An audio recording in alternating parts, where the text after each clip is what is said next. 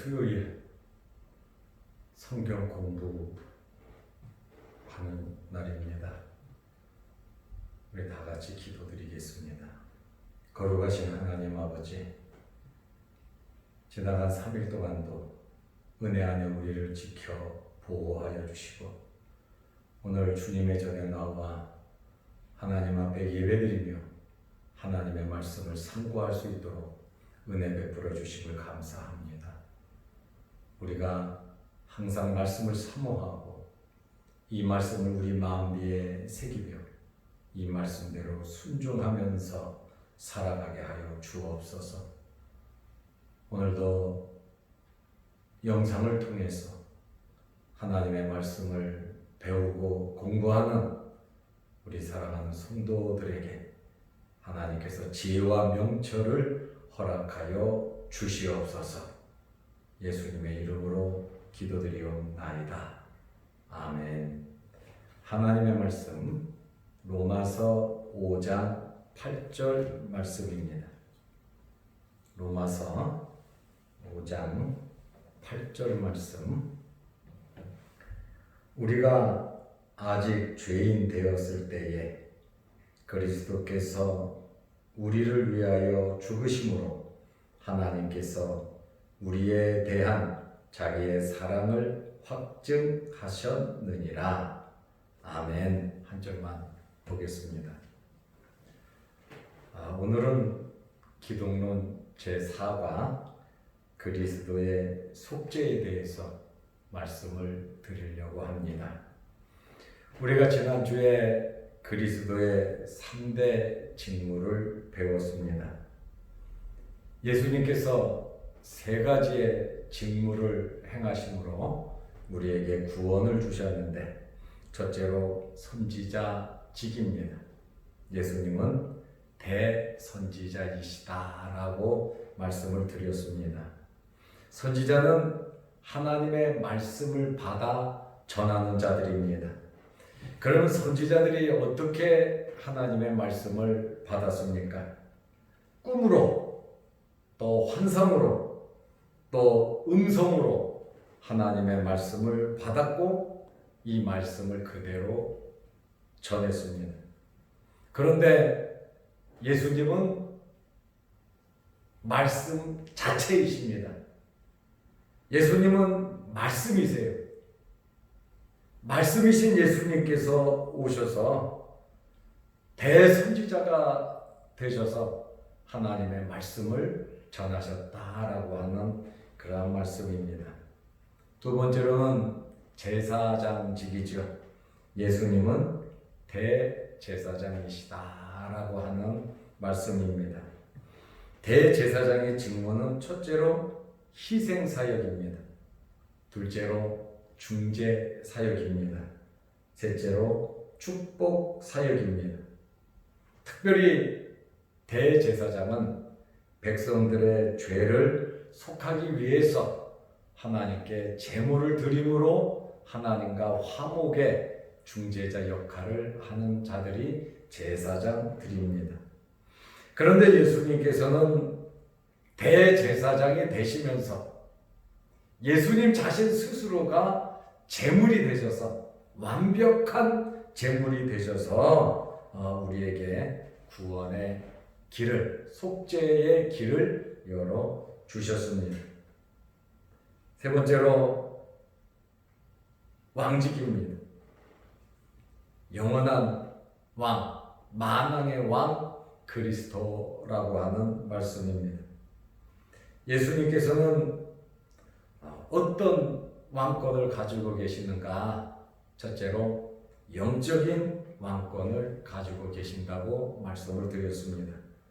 두 번째로는 우주적인 왕권을 가지고 계신다고 말씀을 드렸습니다. 영적인 세계를 다스리시는 하나님, 예수님, 그리고 온 우주 만물을 다스리시는 예수님이심을 우리가 지난주에 말씀을 통해서 배웠습니다. 그럼 오늘은 특별히 그리스도의 속죄에 대한 말씀을 드리려고 합니다.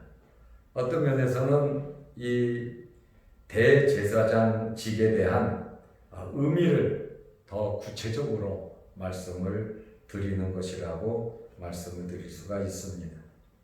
첫 번째로 먼저 속죄의 어원적 고찰입니다. 속죄라고 하는 말은 대속 혹은 속량이라고 표현되기도 합니다. 그런데 히브리어 원어를 보면 속죄에 대한 단어가 두 가지가 나옵니다. 첫째는 고엘이라고 하는 말입니다. 이 고엘이라고 하는 말은 되찾는다. 내 것인데 잃었다가 누구에게 맡겼다가 다시 찾는다고 하는 의미가 있습니다. 또 몸값을 주고 구해내다 라고 하는 그러한 상행위적인 의미가 있는 말입니다.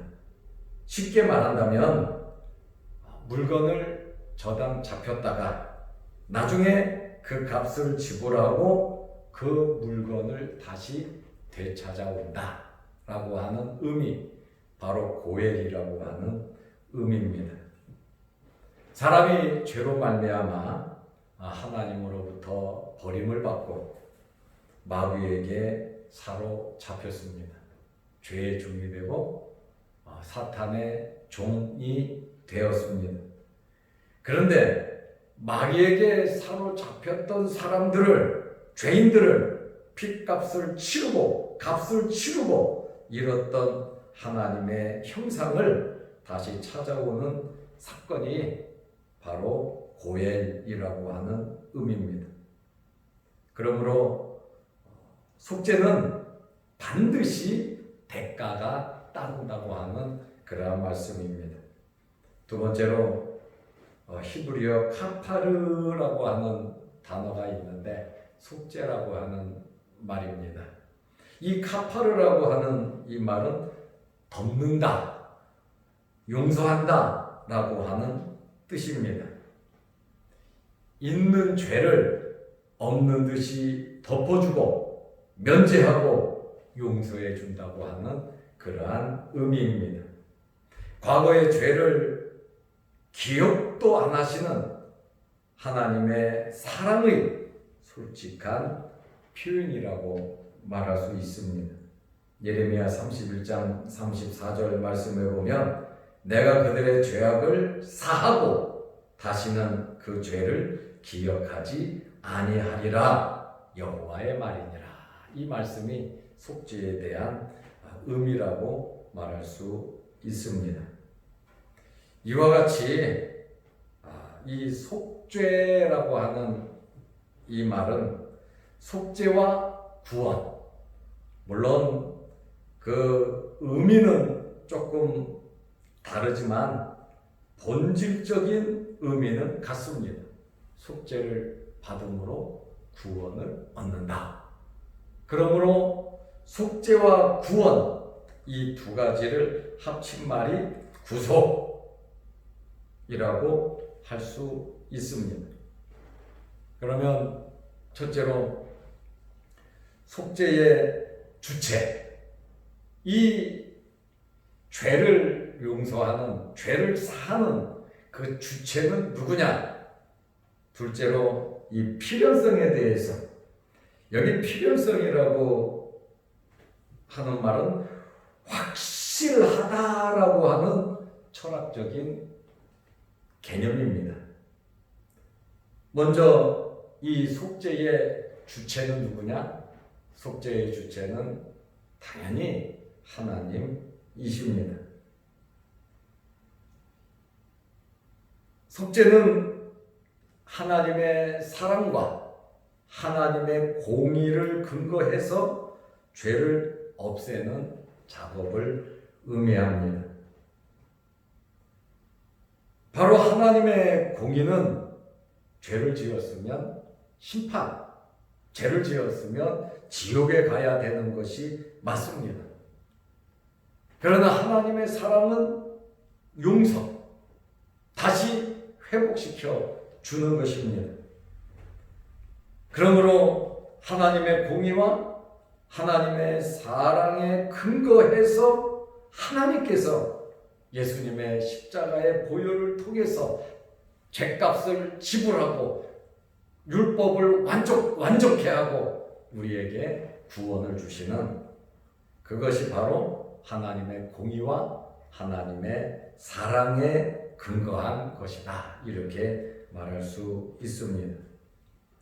그래서 예수님은 이 작업의 희생 제물, 곧 피값으로 등장하게 되는 것입니다.